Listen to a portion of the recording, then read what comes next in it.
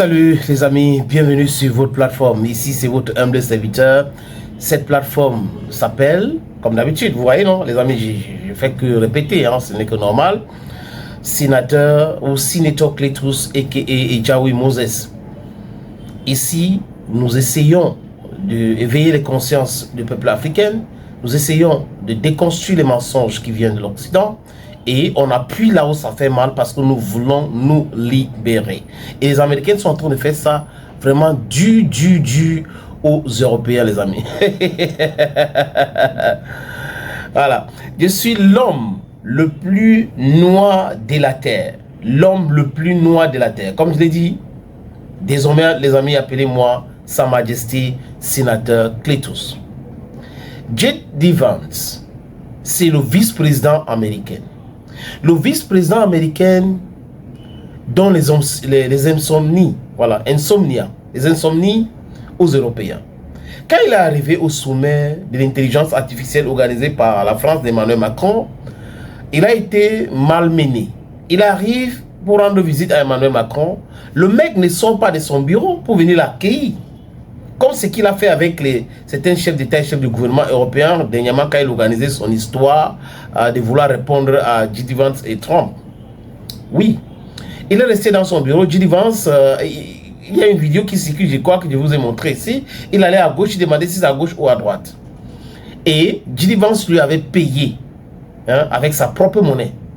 J.D. Vance avait fait son discours quand Emmanuel Macron prend le micro pour commencer son discours. Le gars, il est parti. Il avait quitté la salle. C'était la première réponse. Que vous n'êtes pas important. J.D. Vance donc part à la conférence de sécurité à Munich.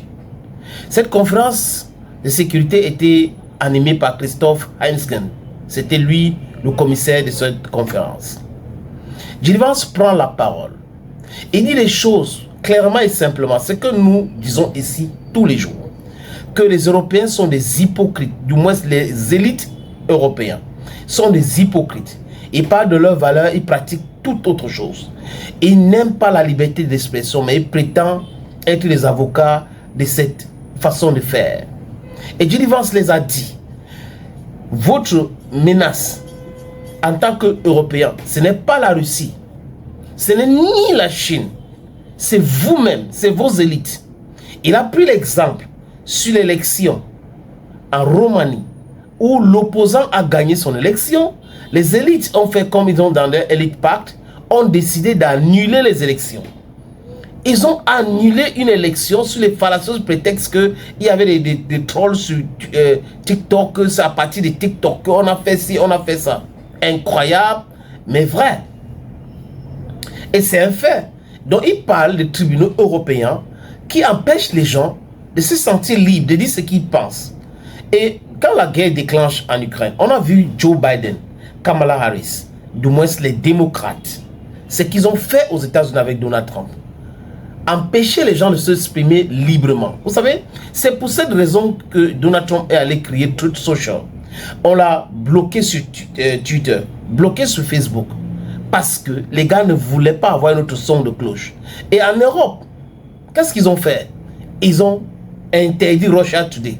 Et pendant ce temps, les médias existent en Russie. Donc c'est drôle, non? D'avoir des gens qui disent qu'ils sont des démocrates, ils font ceci, le droit de l'homme, droit de ceci, droit de cela. Alors ils refusent que d'autres personnes pensent autrement. Quand vous êtes en Europe, si vous dites des choses que les élites n'aiment pas, ils vont dire que vous êtes de l'extrême droite, vous êtes de l'extrême gauche. Voilà comment les gars se comportent. Donc J.D. Vance était dans son élément. Il a dit les choses simplement et clairement. Et il a condamné l'attitude de ces Européens-là, qui sont en train d'empêcher leurs propres citoyens de se mouvoir, de se sentir à l'aise. Et il a dit, there's a sheriff in Washington. Donc il y a un nouveau chef à Washington. Il ne va pas permettre à ce qu'on empêche aux gens de s'exprimer librement. Vous avez vu ce que Elon Musk fait. Il n'y a pas de fact-checker sur Twitter. Chacun écrit ce qu'il veut. C'est de ça qu'il est question. Et même les fact-checkers de Facebook sont partis parce que Facebook a résilié le contrat ou a refusé de renouveler le contrat parce que c'est compliqué. Ils se sont rendus compte que les journalistes qui avaient des intérêts dans les grands films travaillaient pour l'intérêt de ces gens-là. Donc ils ne permettaient pas aux gens de s'exprimer librement. Et le discours de J.D. Vance a fait très mal. Mais c'est ce genre de discours qu'il faut tenir à certaines de ces personnes-là, les amis. On vous demande de vous libérer, vous pleurez. Vous pleurnichez, oh les Américains, oh vraiment on avait l'allié, un allié sur lequel tu comptais, qui est en train de faire ça. Regardez les médias aujourd'hui. Ils sont en train de pleurnicher.